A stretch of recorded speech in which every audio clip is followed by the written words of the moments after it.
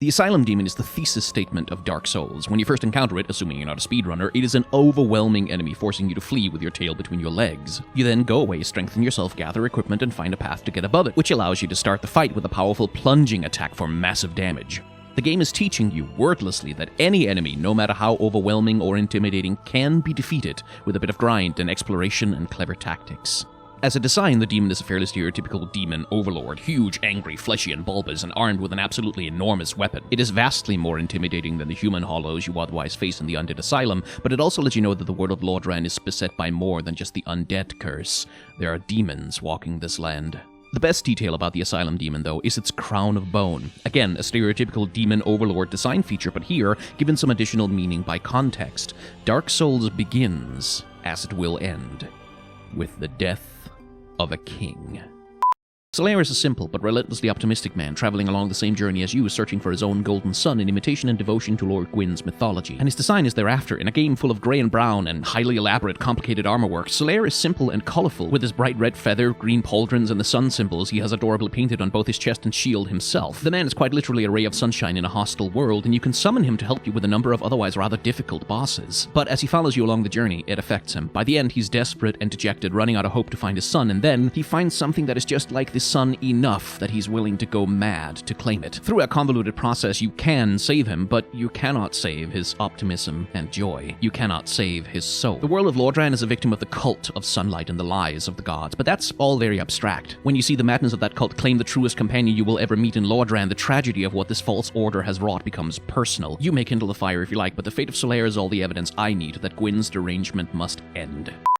The Taurus Demon is a slightly odd boss, a giant beast that appears out of nowhere for seemingly no reason, just to roadblock you on your way across an unimportant rampart. Being the second boss that most players will encounter, it serves in part as a reminder of the fundamental lesson of Dark Souls: you can beat the odds. It's huge, it blocks almost the entire walkway, and its swings have enormous range, but if you climb the ladder, you can sneak a falling attack for massive damage. If you obtain the key in the Undead Burg, you can use gold pine resin to buff your weapon. It's a roadblock, but it's a roadblock with ways around it. Its design does two things. First of all, like the Asylum Demon, the size makes it intimidating and gives it dominance over the battlefield, at least against an inexperienced opponent, but it's also notably a different beast. Hairy and animalistic, its design implies a more natural origin than the hellish Asylum Demon, which, depending on how you interpret the lore, might tell you something about the nature of demons and their origins from the Chaos Flame. Mostly, though, the Taurus Demon is more of a mid-boss than a story boss, and a reminder to the player of the capricious danger of Lordran.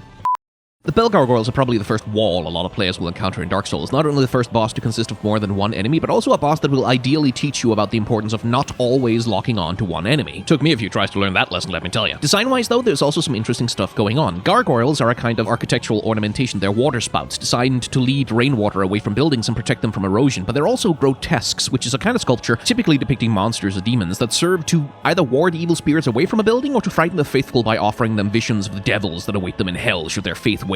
Could be one or the other or both, depending on which scholar you ask. Now, the gods of Dark Souls absolutely slather themselves in medieval European Christian aesthetics of authority, and so it makes sense that the Bell Gargoyles are designed after architectural features originally designed to protect Christian buildings and assert the power of the Christian faith. The Gargoyles serve Gwyn in that exact same capacity. This is why you encounter them again in Anor Londo, protecting those buildings as well. It's a clever bit of visual storytelling, I think, one of the things that makes Dark Souls so fascinating to analyze. Ah, the Moonlight Butterfly, the first boss you might feel kind of bad for killing. You encounter it without much context hanging out in Darkroot Garden. Eventually you'll learn it's one of Seath the Scaleless' chimeric creations, but absent that it seems less like a monster and more like a creature that just lives there. The butterfly can be spotted first sitting quietly on a tower, and even when it attacks you, it doesn't exhibit any of the wild aggression of the Taurus Demon or the Bell Gargoyles. It just flaps around quietly, occasionally spraying magic at you, and it almost seems like it's less intent on killing you than it is on driving you away from the flower beds on the side of the bridge on which the creature lands to feed. The butterfly is a beautiful design. The four wings and rotating golden disc recalls the imagery of angels, the long twisted horn brings to mind unicorns, and the trailing tail behind it looks almost like a robe or a dress. With a haunting melody in the music as the backdrop to the fight, you don't feel like a demon hunter as you fight it. You feel like a trespasser or a blasphemer raising your weapon against some sort of goddess. And actually, when you look at the concept art, doesn't that look kind of suspiciously like the shape of a woman? How did you make this creature, Seath? If the Taurus Demon exists to remind you of the lessons of the Asylum Demon, then the Capri Demon repeats the lesson of the Bell Gargoyles. Don't log on to one creature when you're fighting several. This boss fight is essentially an ambush. You walk through a fog gate, obscuring your view, into a room dense with pillars and foliage, and are immediately attacked by 2 fast dogs and a brick house demon. The Capri Demon is a nightmare for inexperienced players because it preys on almost every bad habit a novice player can develop. The confined space prevents you from simply running away, the dogs stop you healing freely, and the environment frustrates lazy camera control. The demon itself is another data point in demon lore within the game, taking on a clearly humanoid form in contrast to the furry giant and lumpy hellspawn we fought previously, almost as though there's no logic that dictates their forms. And while its location feels almost random, a narrow dead end in the lower Undead Burg, and it's hard to read any deep lore into the fight, the brutality of the first Capri Demon encounter is an oft-cited fond frustration that Souls players will recount as part of the game's oppressive charm. The Capri Demon has little lore, but lots of vibes. Being composed of a vertical slit with a fleshy little nubbin situated right at the top, the Gaping Dragon is one of those designs that's just begging for a yonic interpretation. But since I don't want to get in trouble with community guidelines, I'll let you Google that one yourself. Instead, we'll focus less on the gaping and more on the dragon, because as we learn in the extensive mythology lesson of Dark Souls' intro, the world once belonged to the dragons, towering beings protected by stone scales that granted them immortality. These were the kings of creation until Gwyn usurped them for his age of fire. Here in the depths, we get to see the result of that overthrow. The Gaping Dragon is emaciated and thin, a literal bottom feeder eating the scum that drifts down the Undead Burg's fetid sewer system. With half of its body taken up by a consuming maw, what you get from its design more than anything is a sense of abject deprivation and absolute desperation to feed, to sustain itself, merely to persist in the world that's become fundamentally hostile to its existence. This is the fate of dragons in the Age of Fire, naked without their stone scales, and the fear of that fate might give us some context for the behavior of the other dragon we will face in this game. Okay, so hot take, Blighttown is a boss fight. Sure, you could argue that it's just an environmental navigation challenge, but if it is, then it is the boss fight of environmental navigation challenges. It's even paced like one. You start out at the top with relatively ample space to navigate, and like a boss using only their easiest attacks in Phase 1, it introduces you to 1. The ladders and walkways that define the environment, 2. The ambushes and climbing enemies that will punish you for not paying attention, and 3. The goddamn blow dart snipers who will infect you with toxic, which depending on your equipment, can be a slow one-shot death sentence. These are the attacks that the boss has available, and then it progressively ramps up, with the environment getting more and more narrow and cluttered, the ambushes coming from stranger angles, the snipers in more inconvenient positions, and more risk of falling until you learn the boss fight, emerge at the bottom, and find safety at the bonfire. Blighttown thematically represents the degenerated underbelly, the rotten scaffold that underpins Lordran's glorious monuments. It's a signifier of the decay of the Age of Fire and the lie that it is built on, but it's hard to notice that on your first playthrough because you're too busy climbing down the wrong ladder, dying when you try to jump for an item, and screaming at the goddamn blow dart snipers! Quilag lives at the bottom of Blighttown, presiding over all its poisonous decay and stealing the dregs of humanity that float down there to feed her ailing sister. She's most players' first encounter with the corrupting influence of chaos on human beings, although if you pay attention, she's foreshadowed by the crag spiders in Blighttown, who also have human hands. The sexy femme fatale whose beauty hides a monstrous spider is an old trope with deep roots in especially Japanese folklore, and the Black Widow is a comfortably familiar female archetype in Western literature as well. And Quilag's cutscene does place an emphasis on her beauty. There's an element of seduction to her, albeit the monstrous flame spider she's attached to quickly interrupts it. Interestingly, they do seem to be 2 creatures, a woman and a spider, fused together rather than a single entity, and there's an element of oddly harmonious cooperation to them, as though they are united by a common goal of collecting humanity to consume. Chaos Flame was the Witch of Izalith's attempt to recreate the first flame, and I think she discovered exactly what kind of fuel that kind of fire consumes. Soylent Green is people. Sen's Fortress is a lovely bit of world building. It's this grand gauntlet of automated traps full of statues of Lord Gwyn's Silver Knights rolling boulders and swinging axes, and it functions sort of like a pantomime play acting out the grand sweep of the game's narrative in miniature. You are the chosen undead, fighting your way through challenges and difficulty, proving your worth with your might and resourcefulness, and at the end of it, as a reward, you are uplifted into the realm of the gods. Oh hey, that's kind of like the story of the whole game expressed in a single level. That's clever. But the fortress is also crumbling. It is decaying, rusting, and wearing away. And through that lens, it is both funny and appropriate that the boss of the fortress, the Iron Golem, is on the one hand modeled after a grandly armored regal knight, but on the other hand also merely a thing which is hollow. It literally has a hole in the center of its chest. Like the fortress itself, it's merely an automaton going through the motions, repeating a pre-programmed cycle. Powerful, but not free. The fortress thus can be seen both as propaganda preparing you to accept Guinevere's quest to link the fire, and depending on your interpretation, perhaps a demonstration of why you shouldn't. Oh lord, these bastards. We've talked about how bosses like the Bell Gargoyles and Capri Demon have tried to teach you how to deal with multiple opponents in a boss fight. Well, welcome to the exam with Professors Ornstein and Smough. Hope you like dying. They're brilliantly designed to cover each other's weaknesses, because while you can duel Ornstein one-on-one and Smough is actually kind of slow and easy to simply dance around, trying to do either while the other's bearing down on you is a one-way ticket to the "you died" screen. Thematically, these two are the final test before you are allowed audience with Guinevere. They are royal guardians and representatives of Anor Londo and the gods' overwhelming power. They're also a classic double act, sleek and agile paired with huge and powerful, with Ornstein, the upstanding and honorable knight, counterposed by Smough, the brutal and merciless executioner. Again, there's storytelling here, the golden ideals of the gods versus the brutality they use to enforce them. Oh, and hey, there's these 3 plinths in the room with statues of Gwyn and Guinevere, and then one of them is empty, like there's a third god that's missing or hiding that you haven't been told about. Huh, I wonder if that means anything. So Pinwheel is a slightly sad boss. First of all, because they seem to be balanced as though they're meant to be a very early game encounter. A player with half-decent gear can more or less just sprint at them and destroy them in one go. Their magic can hit pretty hard and their clones can be confusing, but they are, let's be honest, barely a threat. But they're also sad because, well, I don't think they're really meant to be much of a fighter, honestly. You encounter them in this slit-open giant coffin full of skeletons and books, with Pinwheel conducting some sort of weird experiment on a skeleton, presumably researching necromancy. Pinwheel is, in short, a nerd. They are a shut-away researcher plumbing the depths of arcane knowledge whom your intrusion disturbs, as it disturbs all of the dead in the tombs and the catacombs. And so see, with a host of Pinwheels gathered outside Nito's resting place, they worship the Great Lord and covet his powers, and I see their character design, if anything, as cosplay. Nito, too, is made of multiple faces and bodies cloaked in black, and I think that just as the Pinwheels are emulating Nito's power over the dead, they are emulating his look as well.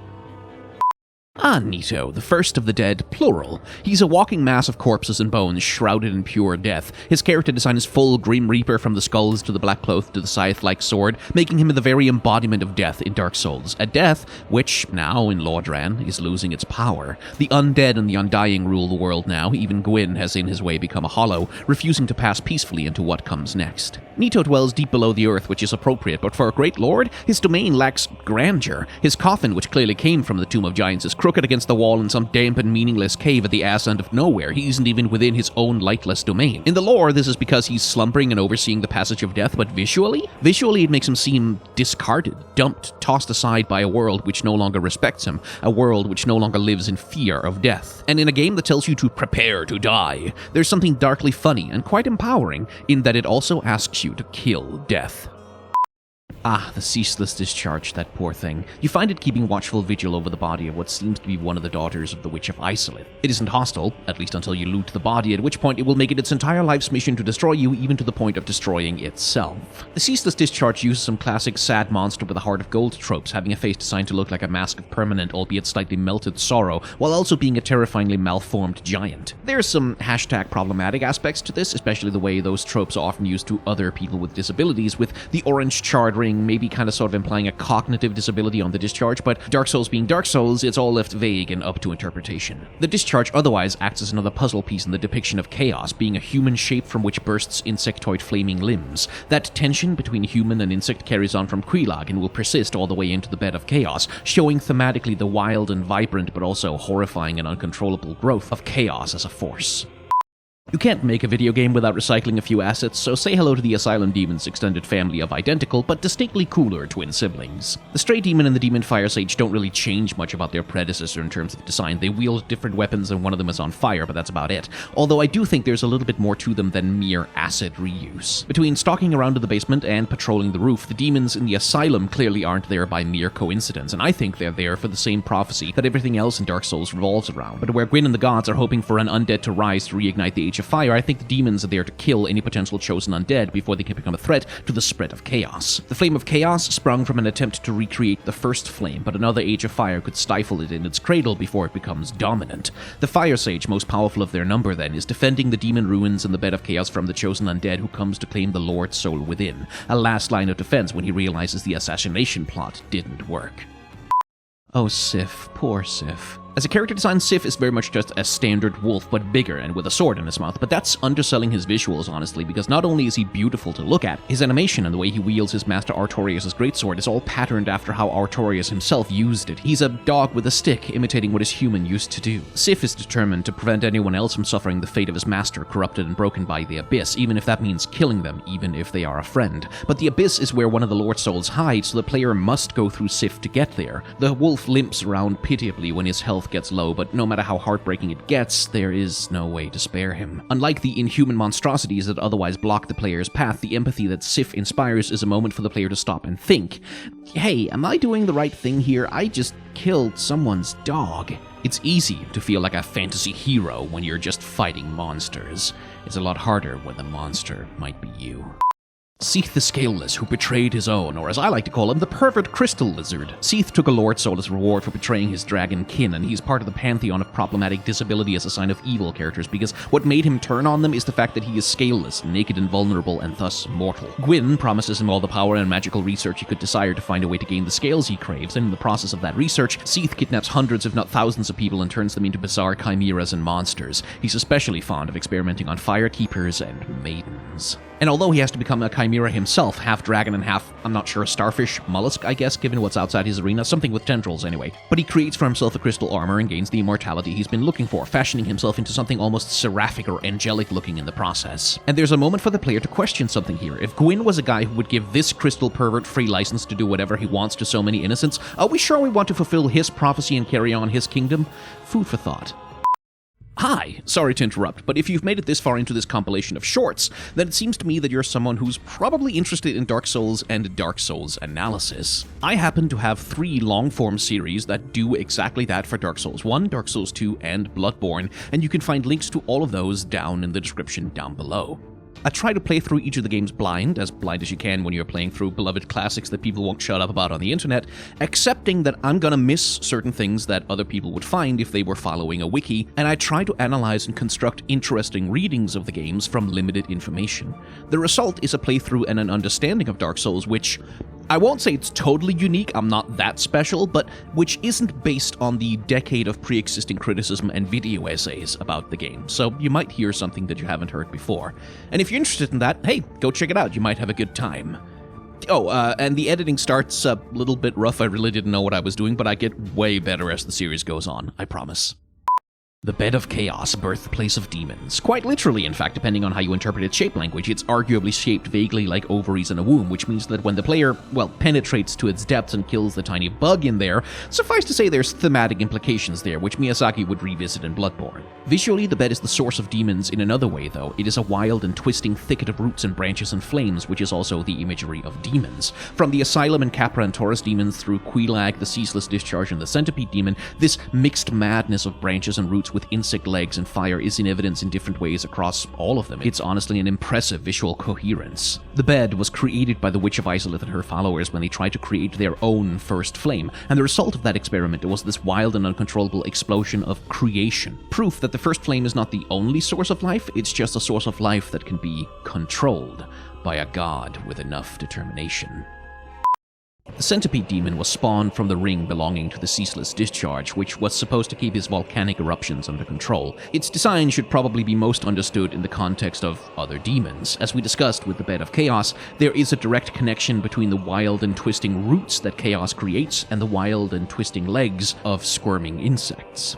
And there are a few things in the world, to be fair, that evoke a sense of chaos quite like squirming masses of insects. There is something about their writhing and wiggling that both gives the impression of unrestrained and unbridled life force, but also absolute pandemonium. It defeats the pattern-seeking part of the brain. It becomes like TV static. And so, if the life created by the first flame is life that is under control, the Centipede Demon, like the Bed of Chaos, is an excellent avatar of life beyond all control. The The 4 kings of New Londo, so it's said, were granted a fragmented lord soul by Gwyn, but fell to darkness and took New Londo with them. There's a lore connection here to Cath the Darkstalker and the general plot to overthrow the Age of Fire, but if these are Cath's co-conspirators, they don't make a great sales pitch for the cause. The kings are an odd mix of lethality and insubstantiality. They are as wispy as the ghosts that haunt their ruined kingdom, but every edge on them is sharp, like the manifestations of a paper cut that hates you. They look shriveled and dried like dead leaves, but also like statues of weathered marble, and their faces and crowns retain some of the regal imperiousness that they had in life. What I note most about them, though, is that the outward explosion of petals and leaves that defines their design has a single identifiable nexus, and it is right in the middle of their chest. The kings, like most monarchs, are quite literally heartless, but it also looks like their hearts exploded out from within their chests, or were sucked out from it. Hey, remind me, when you use the dark hand on someone, where exactly on the body is the humanity sucked from? I had to record footage of fighting Priscilla for this short, and I felt awful about it the whole time. Where Sif is a mandatory battle you ultimately can't avoid, Priscilla is someone you can only fight as an act of truly unprovoked and thoughtless violence. She's almost certainly the daughter of Seath, although God only knows what he did to produce her, and she's sequestered away in a hidden world inside a painting feared by the gods for her powers. And she's designed to evoke sympathy. She's large, but clearly young, and she's covered in downy soft fur that makes her look essentially like a plushie. Her deadly scythe is the only threatening thing about her, and she holds it defensively in front of her. Her bare feet, especially in the snow and the barren locale of her tower, gives her an extra air of vulnerability. She looks alone and neglected. When you encounter her, she begs you simply to leave her in peace. When you attack her, she dejectedly says, "I expected as much," and when you kill her, she begs you to explain what it was that you wanted from her. You have to go out of your way by a lot to kill her, and you have every opportunity not to do it. So honest question, why would you? Just to see what happens? Gwyndolin might be the most interesting boss in Dark Souls. He's entirely optional, but as the last living god in Anor Londo, it's also he who maintains the illusion of Guinevere and who maintains the lie of the prophecy of the chosen undead. When Guinevere tells you that you are special, the only one who can become the next great lord and succeed Lord Gwyn, those words come from Gwyndolin. He's the power behind the scenes, a secret manipulator in the shadows, and so, appropriately, he's identified both with snakes and tentacles. These are classic imagery of duplicitousness and manipulation, and even his boss fight is designed such that you are constantly chasing after an image of him, a mirage in an infinite hallway that gets further away every time you get close. Gwyndolin is also interestingly very feminine. He was raised as a daughter because he had powerful magical potential and was made to serve the role of moon sorcerer to the regime, and so, appropriately, he's dressed in white and silver with a sunlight crown. Like the moon reflecting the sun's light, Gwyndolin is silver crowned with gold, reflecting but not embodying the glory of the sun. Of course, a character who's born male, raised socially as a girl, and associated with the moon brings up a lot of interesting gender themes, so we'll continue this discussion in part 2.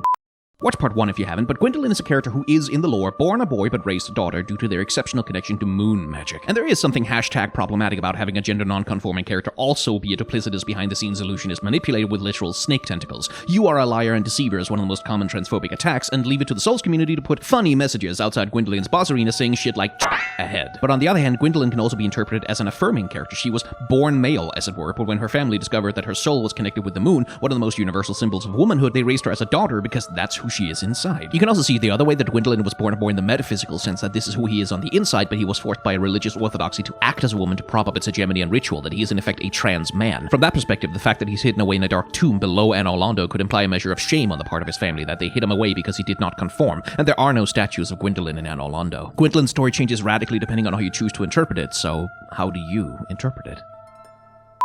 Hilariously, the reason Guinevere is so ample in her charms is, according to Miyazaki, that the concept artist drawing her got really excited about her design, and he didn't have the heart to tell him to dial it back. As it happens, though, it was actually a good character design choice. Guinevere is the daughter of Lord Gwyn and the ruling monarch of Anor Londo. She welcomes you after you beat the hardest boss in the game, the archers on the ramparts, and names you fully the chosen undead, destined to succeed Lord Gwyn. She gives you a whole speech about how you alone, special and chosen, can restore the Age of Fire and succeed her father, and save the undead from suffering, how you are the only hope to save the world from darkness. It's flattering and empowering and hopeful, and it's a bit of a lie, because Guinevere is an illusion cast by Gwyndolin, an illusion that is ultimately meant to seduce you. Guinevere is maternal, soft, beautiful, overwhelming, welcoming, charming, and literally a fake glamorized image of a woman meant to catch the player's eye and distract them. Even if by accident her beauty and her features are actually excellent character design for the purpose she serves. Siegmeyer of Katarina is first encountered as a mumbling onion man sitting outside Sen's fortress, but as you re-encounter him over your quest, you come to know him as an optimistic, pleasant, and thoroughly honorable, cheerful fellow who's seemingly out just for the adventure of it all. Every time you encounter him, you can help him out of a bind, and every time you do, he feels more indebted to you and grateful towards you, and more upset at his own lack of ability. It comes to a head in Lost Isolith, where, to repay you for your help and finally feel useful again, he will offer to sacrifice himself to let the player escape from a group of monsters. And if you deny him that glorious death by saving him, well, the next place you'll find him is in Ash Lake, with his crying daughter standing over his corpse. She's had to put down her father, who, having lost all faith in himself, has finally turned irreversibly hollow. Siegmeyer's onion armor is goofy and quite cute, perfect for his cheery personality, but like an ogre, the onion has layers, and the more you peel them back, the more likely you are to cry. Quilag's sister, the Fair Lady, is a chaos witch who, even after her demonic transformation, was tremendously kind and compassionate. She consumed a deadly wasting disease to cure a community of undead of its effects and is now being consumed by that disease in turn, its progress held off only by a steady supply of humanity to ease her pain and strengthen her body. This is why Quilag took up residence by the Bell of Awakening, to prey on the powerful undead who come there in search of the prophecy and feed their humanity to her ailing sister. The Fair Lady is pale, mangled, and sickly, and, being blind, mistakes the player for her sister, which does sting a bit right after you've, killed her. It's a killing you can atone for by entering the Chaos Covenant and feeding the Lady humanity in Quilag's place, which is a pretty unique way to let the player experience empathy and understanding for one of the bosses you've had to kill. It's hard to look at the Lady and not feel pity. Transformed into a demon by chaos and then nearly killed by her own compassion, she's one of the few uncomplicatedly sympathetic characters in the lore. So Dark Souls, of course, forces you to hurt her in order to beat the game. Oy. Lautrec of Karim, that smug little snake. You encounter him in the Undead Parish Church, where you can rescue him from a cell, and he will show up as a useful summon for a couple of battles in return. Then he takes up residence at Firelink Shrine, sitting just across from Anastasia, a woman who has had her legs maimed and her tongue cut out and then been imprisoned beneath the shrine to serve as its firekeeper. He eventually murders her and escapes with her soul to Anorlando, where he can be tracked down and killed to restore her to life. Lautrec is a slimy sort. His voice actor plays him fully like a cartoon villain, up to and including ominous villain cackling, but his motivations are very unclear. He's deeply devoted to a goddess named Fina, who we know next to nothing about, but perhaps she motivates his actions. We don't know. As a design, interestingly, he's head to toe with gold, the signifier of the sun and divinity in Dark Souls, but despite that and his devotion to Fina, he never presents himself as faithful or holy or even moral. He seems to delight in his own schemes and cruelty, and I get the sense he assumes that the player is the same way. Depending on how you play the game, he might be right. Yo kid, you like Manticores? When you are pulled into the distant past by Manus' hand, the Sanctuary Guardian is functionally the first thing you encounter. And it's an interesting creature. Its lore, limited though it is, suggests that its chimeric form makes it related to demons. But it couldn't be farther from what demons look like in Lordran's presence. It is bright rather than dark, vibrant rather than dull, and it uses lightning powers rather than fire. In fact, if anything, between its splendid white color, multiple wings, and the general nobility that's associated with lions, the Guardian looks more angelic than demonic, which makes it an interesting contrast with the wretched darkness of the abyss that it apparently fears. It's hard to know exactly what to make of this beast in the context of broader Souls lore, but as a character design, it does an absolutely perfect job of telling you that the past of Lordran is a different country, a different world, less wretched and decaying, more alive, more beautiful, and more regal. You are not in Kansas anymore.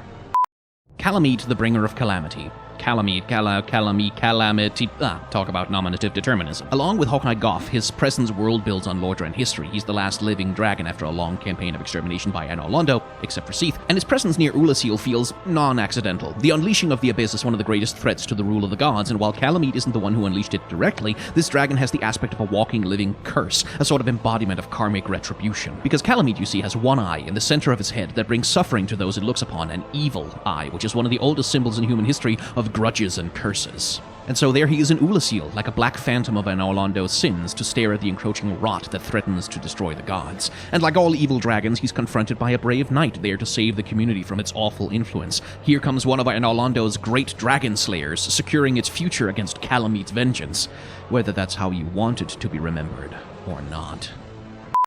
Artorias, the Abyss Walker, was legendarily said to have driven back the Abyss and saved the land, and that is why we find his hallowed grave guarded by Sif. But it is when we are pulled into the past that we see the truth. Artorias failed, Manus defeated him, and he became maddened by the wild humanity in the Abyss. In his rage, he attacks the player, and we finish him off. We are the Abyss Walker, finishing his quest and slaying Manus while his name takes on the legend. But he deserves that honor all the same, because the man was, by all accounts, as brave, honorable, and true as they come, and his end is a tragedy. And this comes across in a curious way in his character design, that shock of lapis lazuli blue. It is the color of the Virgin Mary in Christian art, but it's also a color that historically is rare and valuable, associated with the sky, the sea, with virtue and serenity. And in Dark Souls, a game whose primary color mood is tarnished somberness, this vibrant, powerful blue carries an air of optimism and nobility that you just don't see in present-day broken Lordran. Artorias is the very image of a tragically noble knight. He's a fan favorite for good reason, I think. Manus is the father of the Abyss, the fountain from which that infinite dark springs. He's some sort of a primeval human, something ancient and wild from before the time of the gods, and he became maddened and transformed when the residents of Ulasil dredged him up out of his grave. His name literally means hand, and it's an appropriate name, first of all because his absolutely enormous giant hand is one of his major design features, but also because the hand is one of the oldest symbols of humanity that exist. Hand stencils and handprints dating back 37,000 years are among the oldest cave art we've ever found, and it's a form of art that's found all over the world. The hand that cradles the child, that wields the tool, that builds the home, that touches the other, is one of the most human images in art, and it's perfect for Manus's wild humanity. Outside of that, he looks like a chimeric mix of a chimp, a dinosaur, and an elk with his lizard legs and wild crown of bone, signifier upon signifier of the wild, the ancient, and the untamed. You can see why the gods live in fear of him. The legend of the chosen undead is a lie. It's a fake prophecy spread by the ruling gods of Enal Londo, designed to draw the most powerful undead into questing for the Lord's souls so that they can be used as kindling for the first flame and reignite the Age of Fire to preserve the rule of the gods. Having learned this, it's tempting to look for an alternative explanation, which is offered by Darkstalker Cath, identical twin of Kingseeker Frampt, who haunts the abyss of New Londo. He tells you that the Age of Fire is unnatural, that Gwyn and his ilk stole the rightful Age of Dark from humanity, and offers you a way to set the world back on the true path. Cath knows the art of life drain, which he granted to the four lords of New Londo and the dark wraiths that haunt that place. And tempting though it is to buy his version of events wholesale, looking at the parasitic vampirism of life drain and what it has done to the four lords, looking in the DLC at the ravages of the abyss whose darkness Cath calls the future, is the Age of Man, the Age of Dark, a world that you would want to live in? Every player has their own answer, but in Dark Souls there's generally no such thing as an unambiguously good ending. Kingseeker Frampt looks horrible, there's no other word for it. The primordial serpents, his species, are essentially infinitely long and leathery necks with serpent eyes and protruding teeth, which they gnash and gnash and gnash as though forever chewing on something or longing to consume. Ostensibly, Cath and Frampt are enemies, servants of opposite ideologies. Cath seeking an Age of Dark and Frampt an Age of Fire, but should you inaugurate the Age of Dark, Frampt will serve you just as happily as his brother and a dozen other serpents. They are identical in appearance, and both of them seek to guide and influence the player to undertake certain actions, even if they have insinuated themselves with opposite factions. And call this a crackpot fan theory, but there is a serpentine monster with many identical heads in Dark Souls already, the Hydra. What if Cath and Frampt aren't quite as separate as they seem? What if their long and leathery necks all connect to the same body, and their real objective is not to achieve the Age of Dark or the Age of Fire, but simply to secure a position of power and influence in whatever regime wins out in the end? Playing both sides is the oldest game in politics, after all. At the heart of Lordran is the Kiln of the First Flame, a blasted waste of ashes patrolled by charred knights. These ashes are everything that has been burnt to keep the Age of Fire going, and having run out of everything else, Gwyn now burns himself. So determined is he to keep the age of his reign going, so afraid is he of the dark. So when you meet him, the music isn't the usual bombastic drama of a Souls boss fight. It is pling, pling, plong, sad and plaintive. And the king who stands before you isn't the lightning-throwing patriarch of the intro cinematic, but just another hollow, a charred and eyeless husk, more dangerous by far than the ordinary corpses you've killed so far, but just as mindless, lashing out wildly, even if you come as a savior. And when you put him down, there is the question. Do you stand in the ashes of a billion sacrifices and make sacrifice of yourself in turn, knowing that a fire can only burn so long as it has something to consume, and that you won't last forever either? Someone else will have to burn themselves after you. How many sacrifices are too many? Or do you walk away and rule over an Age of Dark? No gods, no masters, only you and whoever is left when the undead curse has run its course? Every player has their answer, but the answer isn't a given.